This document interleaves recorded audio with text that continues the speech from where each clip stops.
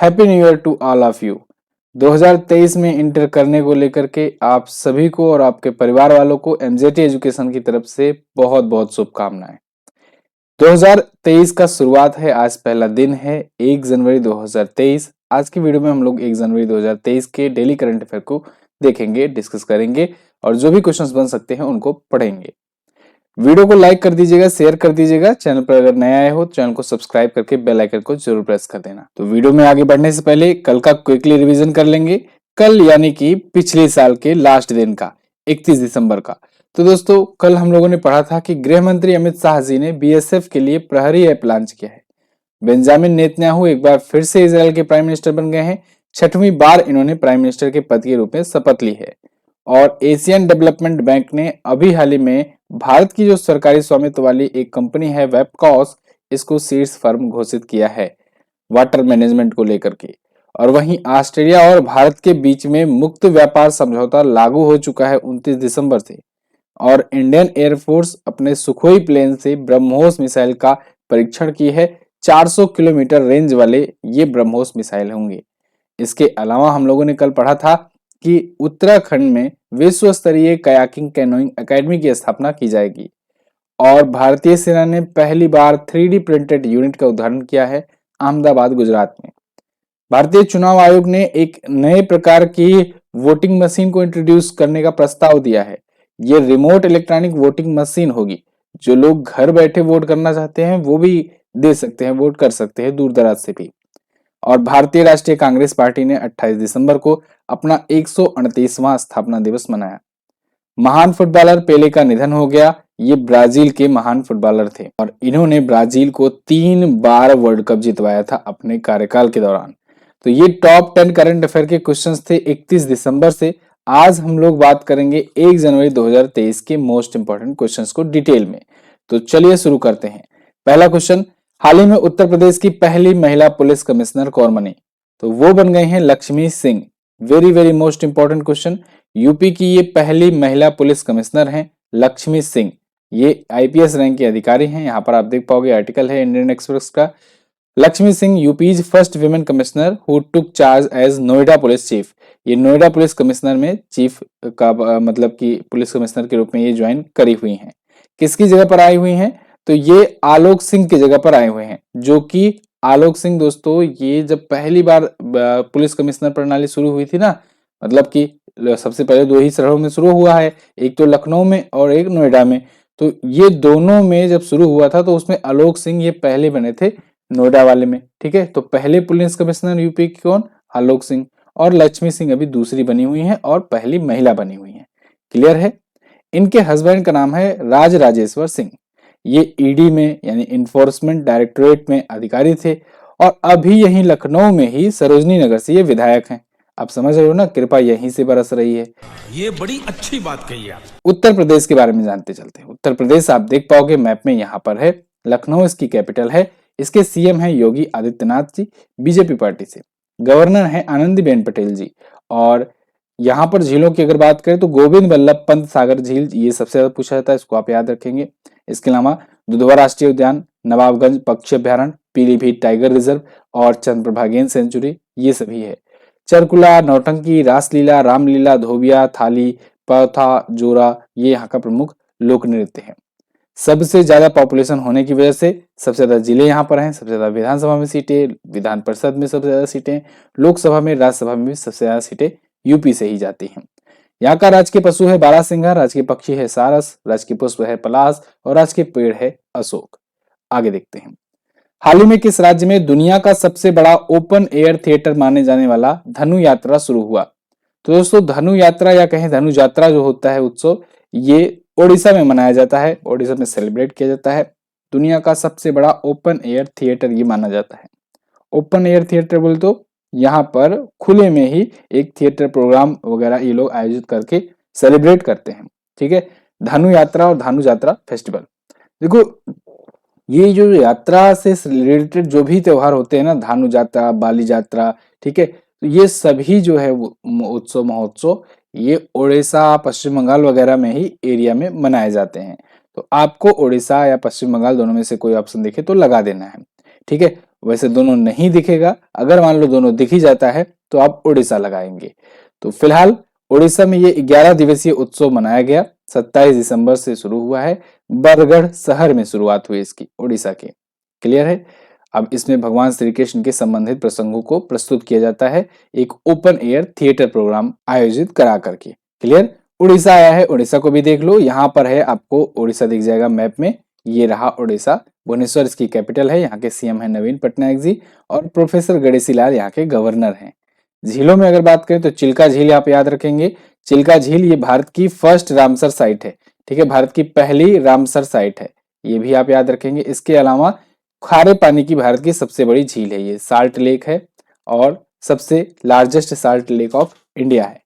इसके अलावा चंद्रका हाथी बिहार, भीतरकनिका, सिमलीपाल, नंदनकानन, ये भी आप याद रखेंगे। घुमरा, छाऊ, सांवरी, पैका, ठीक है, प्रमुख लोक नृत्य हैं यहाँ के। बाकी डिटेल्स भी आपको दी गई है। राजकीय पशु होता है सांभर, राजकीय पक्षी भारतीय रोलर और राजकीय पुष्प होता है अशोक। अगला, भारत में पहली अंडर वाटर मेट्रो सेवा दिसंबर 2023 में कहां से शुरू की जाएगी? तो दोस्तों ये शुरू होगी कोलकाता से। ये अनाउंसमेंट अभी हुआ है, ठीक है, कि दिसंबर 2023 में अब शुरू हो जाएगी। ये प्रोजेक्ट चल रहा है कई सालों से, और कई सालों से मैं आपको रिवीजन भी करवा रहा हूं, ठीक है, कि अंडर वाटर मेट्रो सेवा कोलकाता में बनेगी, हुगली नदी में। तो आप देखो, अब फाइनली आपको क्वेश्चन भी मिल गया। तो दिसंबर 2023 में अंडर वाटर मेट्रो शुरू हो जाएगी, ठीक है, यानी कि अभी 1 साल लगेंगे ठीक ठीक से देखा जाए तो। अभी तो आज 1 जनवरी है, इस साल के आखिरी तक शुरुआत हो जाएगी। कॉस्टिंग भी बहुत ज्यादा पड़ रही है।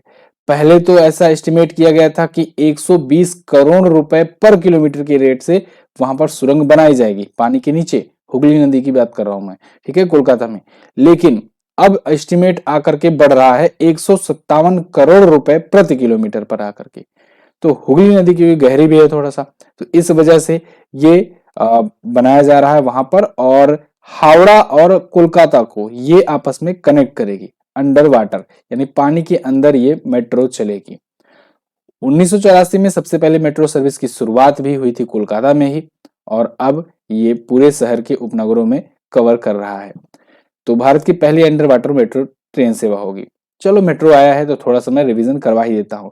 जैसे लाइव क्लासेस में आपको मेट्रो से रिलेटेड और भी चीजों से रिलेटेड रिवीजन करवाया जाता रहता है।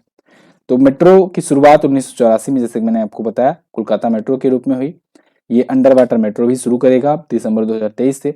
दूसरी मेट्रो सेवा 2002 में शुरू हुई भारत में दिल्ली मेट्रो के रूप में, और दिल्ली मेट्रो के द्वारा ही पहली ड्राइवरलेस मेट्रो चलाई जा रही है, ठीक है। तो ये भी आप ध्यान रखेंगे, प्राइम मिनिस्टर नरेंद्र मोदी जी ने उद्घाटन किया था। इसके अलावा यूपी की पहली मेट्रो अगर पूछी जाए तो उत्तर प्रदेश की पहली मेट्रो सेवा लखनऊ मेट्रो के रूप में शुरू हुई, ठीक है।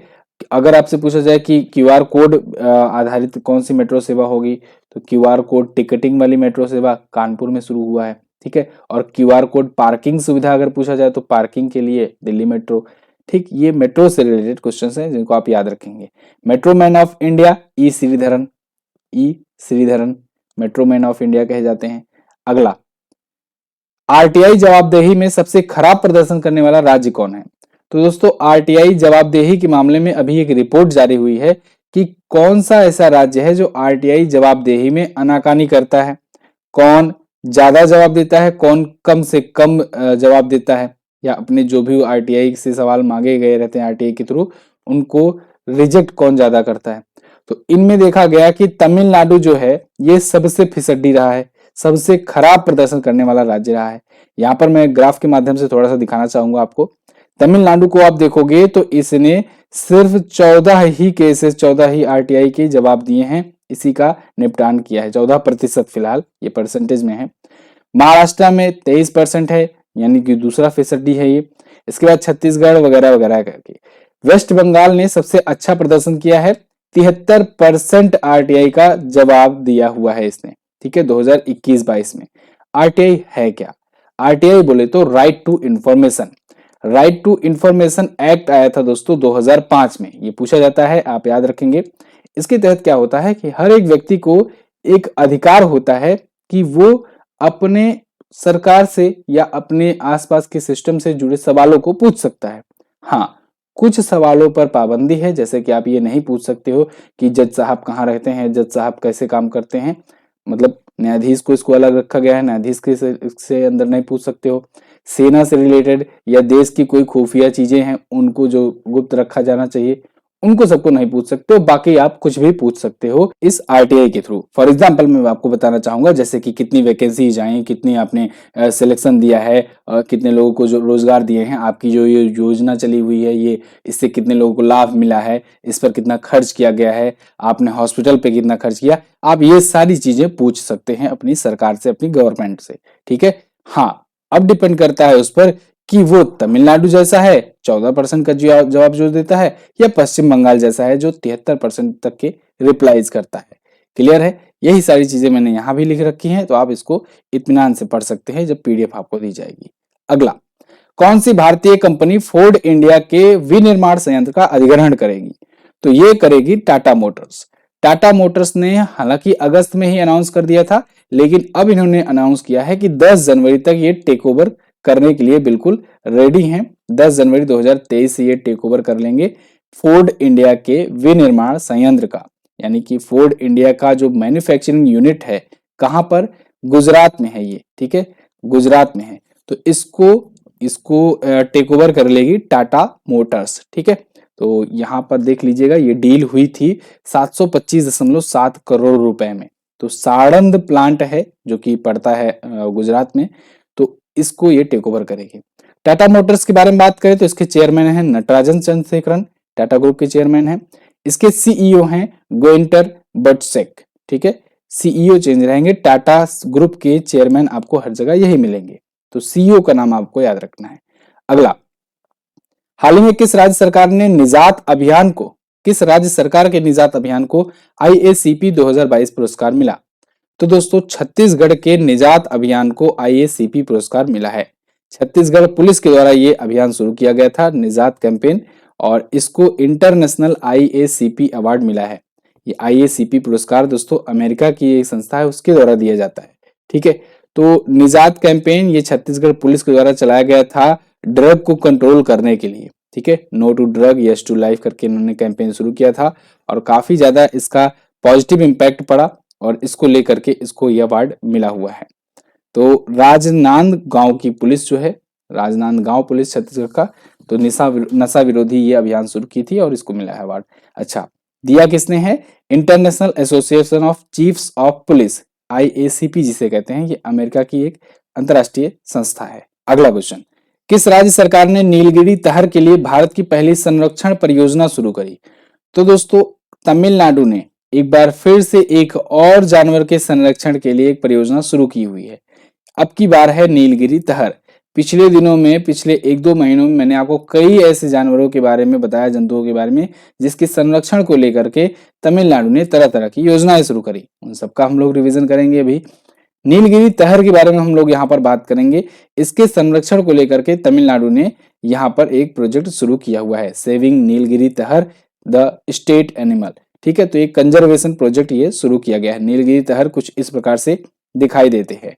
ठीक है, तो 25 करोड़ रुपए खर्च किए जाएंगे इसके तहत। ये भारत के में अपनी तरह की नीलगिरी तहर के लिए पहली परियोजना है। 2022 से 2027 के दौरान ये परियोजना काम करेगी, और इसके तहत जितने भी नीलगिरी तहर हैं इनकी संख्या का आकलन किया जाएगा, इनको संरक्षित किया जाएगा। हो सकता है इनके संरक्षण के लिए कोई रिजर्व एक प्लेस जो है वो डिसाइड किया जाए, क्योंकि ये विलुप्त होने के कगार पर हैं। ये ऐसी कैटेगरी है, श्रेणी है जो अभी विलुप्त होने के कगार में है। ये पश्चिमी घाट में ज्यादा पाए जाते हैं, लेकिन वन्यजीव संरक्षण अधिनियम 1972 के तहत अनुसूची 1 के तहत इनको रखा गया है, जो कि विलुप्त प्राय होने की कैटेगरी में है, यानी कि समझ लो कि एक प्रकार से संकट की स्थिति में है। ठीक है, संकट की स्थिति में उन्हें रखा जाता है, जो विलुप्त होने रहते हैं, मतलब जिनकी संख्या बहुत कम हो रही होती है। तो तमिलनाडु ने ऐसा किया हुआ है। अच्छा, एक चीज और, अब तमिलनाडु ने, अभी आपको पता होगा कि हाथी ऑडिट ढांचा लॉन्च किया था। इसके अलावा आपको पता होगा कि इन्होंने ही डुगोंग नेशनल पार्क की घोषणा की थी। ठीक है, डुगोंग संरक्षण रिजर्व की घोषणा की थी। इसके अलावा इन्होंने ही सिलेंडर लॉरेंस अभ्यारण्य इन्होंने घोषित किया था, अधिसूचित किया था। ठीक है, तो ये सारी चीजें आप याद रखेंगे। अच्छा, एक जरूरी सूचना है दोस्तों, ऑफर सेल एक बार फिर से वापस आ चुका है। अभी 25 दिसंबर को आप लोगों में से जो लोग क्रिसमस डे ऑफर का फायदा नहीं उठा पाए थे, वो अब न्यू ईयर पर ऑफर का फायदा एक बार फिर से मौका है, उठा सकते हैं। तो न्यू ईयर पर जाइए, आप एमजेटी ऐप से कोई भी चीज अगर आप परचेज करते हैं, कोई भी ई बुक हो, कोई भी वीडियो कोर्सेज हो, तो आपको 70% तक का डिस्काउंट आपको मिल जाएगा यहाँ पर। तो आप जाकर के इसका फायदा उठा सकते हैं। 70 to 80% तक का डिस्काउंट यहाँ पर मिलेगा। न्यू ईयर कूपन कोड में आपको यूज करना है, ठीक है। कोई सा भी वीडियो कोर्स, मतलब अभी तो ट्रेंडिंग में चल रहा है एसएससी सीएचएसएल का, इसके अलावा सीजीएल का भी, मेंस वाला भी आप ले सकते हैं, मेंस में भी वो काम करेगा। इसके अलावा भी आपको अगर इंडिविजुअल में कोर्स चाहिए, जैसे कि इकोनॉमी, पॉलिटी, या फिर और भी जो साइंस हो, या फिर आप जीके जीएस का स्पेशल ले लो, तो ये सब चीजों का आप यहाँ पर कोर्स बैच प्राप्त कर सकते हैं बहुत ही कम दाम पर। इसके अलावा अपनी जो बुक आई हुई है, अगर आप बुक को लेना चाहते हैं तो आप बुक को भी परचेज कर सकते हैं। ब्रह्मास्त्र करंट अफेयर है, ये आपको अमेजन पर मिल जाएगी और इसमें कैटेगरी वाइज, टॉपिक वाइज सारी इंफॉर्मेशन डिटेल के साथ है। लिंक डिस्क्रिप्शन में दिया गया है, या फिर आप अमेजन पर भी जाकर के एमजेटी बुक लिख करके सर्च करेंगे तो आप इसे प्राप्त कर पाएंगे। जाइए, इसको अभी परचेज कीजिए, इसमें ज्यादा कॉपीज बची नहीं हुई हैं अब। चलिए, तो अगला है, हाल ही में किसने श्रीनगर में छात्रों के साथ जश्न ए चिल्लई कला उत्सव आयोजित किया? तो दोस्तों सीआरपीएफ ने अभी श्रीनगर में, श्रीनगर कहां पड़ता है? जम्मू कश्मीर में। तो जम्मू कश्मीर के श्रीनगर में छात्रों के साथ जश्न ए चिल्लई कला उत्सव आयोजित किया। चिल्लई कला क्या है? देखो, चिल्लई कला ना एक प्रकार का एक टर्म है, एक शब्द है, समझ लो। चिल्लई कला मतलब वहां पर सबसे ज्यादा जब ठंडी पड़ती है ना, उसको वहां पर चिल्लई कला के रूप में वो लोग जानते हैं। कि वो जो टाइम पीरियड होता है, एक 40 दिनों की अवधि होती है, जो कि अमूमन देखा जाता है 21 दिसंबर से 29 जनवरी तक की अवधि होती है। इस टाइम पर सबसे ज्यादा कठोर सर्दी होती है जम्मू कश्मीर में। मतलब आप सोचो, आप जहां भी रह रहे हो, यूपी, बिहार, मध्य प्रदेश, झारखंड, वहां पर देखो इस टाइम पर कितनी ठंडी पड़ रही होगी। अब ऐसे सोचो कि जम्मू कश्मीर में कितनी पड़ रही होगी इस टाइम पर, ठीक है। तो वहां पर चिल्लई कला को लेकर के यहाँ पर एक प्रकार से सेलिब्रेशन किया गया सीआरपीएफ के द्वारा। सीआरपीएफ के जवानों ने वहां के छात्रों से कनेक्टिविटी बढ़ाने के लिए ये उत्सव आयोजित किया। इसमें बहुत प्रकार के इवेंट हुए, जैसे कैरम, वाद विवाद, गायन, ऑन स्पॉट पेंटिंग, बहुत सारी चीजें। अब 22 से 23 दिसंबर 2 दिनों के लिए ये कार्यक्रम आयोजित किया गया था। सीआरपीएफ बोले तो सेंट्रल रिजर्व पुलिस फोर्स, दुनिया की सबसे बड़ी पैरामिलिट्री फोर्स है ये। आंध्र प्रदेश ने पाठ्य पुस्तकों में फातिमा शेख पर पाठ्यक्रम शामिल किया है। फातिमा शेख थी कौन? फातिमा शेख क्या भारत की पहली महिला कोर्ट न्यायाधीश थी, हाई कोर्ट की न्यायाधीश थी? नहीं, वो थी फातिमा बीबी। फातिमा बीबी, इसको इसीलिए मैंने ऑप्शन में डाला है जिससे आप कंफ्यूज हो चुके। भारत की पहली मुस्लिम शिक्षिका थी, बिल्कुल।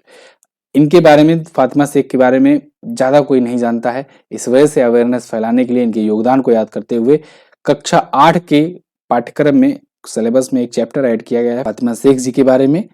तो आप कमेंट करके मुझे बताओ, भारत की पहली महिला राज्यपाल कौन थी? फिलहाल हम लोग फातिमा शेख के बारे में बात करेंगे। फातिमा शेख जी भारत की पहली महिला मुस्लिम शिक्षिका थी और भारत के सबसे महान समाज सुधारकों और शिक्षिकाओं में से एक हुआ करती थी। ये भारत के प्रसिद्ध समाज सुधारक ज्योतिराव फूले और सावित्रीबाई फूले को आश्रय देने के लिए जानी जाती हैं। इन्होंने अपने यहाँ आश्रय दिया था इनको, और ये लोग मिल करके पुस्तकालय स्थापित किए थे, और फिर उस पुस्तकालय के थ्रू इन्होंने लड़कियों की शिक्षा को जोर दिया और लड़कियों को पढ़ाना शुरू किया। 1948 में ज्योतिराव और सावित्रीबाई फूले के साथ मिलकर के ये पुस्तकालय स्थापित किए थे। इन्होंने आगे चल करके, जो ज्योतिराव फूले और सावित्रीबाई फूले ने आगे चल करके 5 स्कूल खोले थे, और उन 5 स्कूलों में ये पढ़ाया करती थी, ठीक है। तो भारत की पहली महिला मुस्लिम शिक्षिका थी कौन? फातिमा शेख, ये आप याद रखेंगे। तो कक्षा 8वीं की पाठ्य पुस्तकों में अब इनके बारे में स्टोरी आपको दिख जाएगी आंध्र प्रदेश में। आंध्र प्रदेश आया है, आंध्र प्रदेश के बारे में जानो। आंध्र प्रदेश की 3 राजधानियां हैं, विशाखापत्तनम, अमरावती, कुर्नूल। यहाँ आप मैप में देखोगे आंध्र प्रदेश ये रहा, ठीक है। ये अपना बॉर्डर शेयर किससे किसे करता है? उड़ीसा से, और इसके बाद इधर तेलंगाना से, कर्नाटका से और तमिलनाडु से। जगन मोहन रेड्डी वाईएसआर कांग्रेस पार्टी से सीएम है, और यहाँ के गवर्नर है विश्वभूषण हरिचंदन। कुलेरू झील यहाँ पर है, पुलकट झील भी है। नेशनल पार्क में अगर बात करें तो Shri Venkateswara national park, Rajiv Gandhi national park यहाँ पर है। कुचिपुड़ी बहुत ही प्रमुख लोक नृत्य है, जो कि आंध्र प्रदेश का है। ये पूछा जाता है, कई बार एग्जाम में पूछा गया है। जिलों की संख्या दोस्तों यहाँ पर 13 थी, और अभी 13 नए जिले बनाए गए थे। टोटल जिलों की संख्या हो गई है 26। 175 विधानसभा में सीटें, लोकसभा में 25 और राज्यसभा में 11 सीटें यहां से जाती हैं। राजकीय पशु है कृष्ण मृग, राजकीय पक्षी है नीलकंठ और राजकीय पुष्प है जल लिली या नीलांबो। अगला देखते हैं, भारत का दूसरा सबसे लंबा केबल ब्रिज कहां खोला गया है? ये खोला गया है गोवा में। दूसरा सबसे लंबा केबल ब्रिज, पहला सबसे लंबा केबल ब्रिज जम्मू कश्मीर में है, ठीक है, बन रहा है जो चिनाब नदी में, और अब दूसरा सबसे बड़ा केबल ब्रिज गोवा में बन रहा है, ठीक है। इसका उद्घाटन हुआ है, अभी नितिन गडकरी जी ने इसका उद्घाटन किया हुआ है। ये जुआरी रिवर पर बन रहा है। जुआरी रिवर जो है ये दक्षिण गोवा और उत्तरी गोवा को यानी साउथ और नॉर्थ गोवा को कनेक्ट करती है आपस में। जुआरी नदी पर यह बना हुआ है, इसका नाम भी जुआरी ब्रिज रखा गया है। ये NH 66 यानी नेशनल हाईवे 66 को कनेक्ट करती है कोकर रेलवे ब्रिज से कुछ ही मीटर नीचे की ओर स्थित है जुआरी ब्रिज। तो ये तो थे दोस्तों आज के दिन के टॉप 10 करंट अफेयर के क्वेश्चंस, और आई होप आपको वीडियो आई होगी पसंद। अगर वीडियो पसंद आई है तो आप लाइक करके शेयर कर सकते हैं, और अगर आपका कोई सुझाव है तो आप कमेंट बॉक्स में वो भी हमें बता सकते हैं। वीडियो कैसी लगती है आप हमें जरूर बताया कीजिए। चलिए, लास्ट दिन मैंने आपसे क्वेश्चन पूछा था मेट्रो मैन ऑफ इंडिया किसे कहा जाता है? ई श्रीधरन को कहा जाता है। बहुत सारे लोगों ने बहुत अच्छे से आंसर किया, बहुत जानकारियां दी हैं। तो जो बाकी लोग जो लोगों की कमेंट पढ़ते हैं तो प्लीज उनसे रिक्वेस्ट है कि जो लोग डिटेल में आंसर किए रहे हों उनको आप लाइक जरूर कर दिया करो, जिससे उनका भी मोटिवेशन बढ़ा रहे। भारत की पहली ड्राइवरलेस मेट्रो दिल्ली मेट्रो में शुरुआत हुई है, ठीक है। चलिए, आज आपको क्या बताना है, इजराइल की संसद का क्या नाम है और भारतीय संविधान के किस अनुच्छेद में चुनाव आयोग के बारे में वर्णन किया गया है। आज चुनाव आयोग के बारे में आप सब कुछ लिख सकते हैं। इस वीडियो की क्विज जाकर के आप MJT ऐप पर सॉल्व कर सकते हैं, और डिटेल PDF भी आपको यहीं पर मिलेगी। रोजाना की डिटेल PDF भी आप यहां से प्राप्त कर सकते हैं। This is the end of the video. Thank you so much for watching. मिलेंगे अगली वीडियो में, तब तक के लिए नमस्कार, जय हिंद, वंदे मातरम।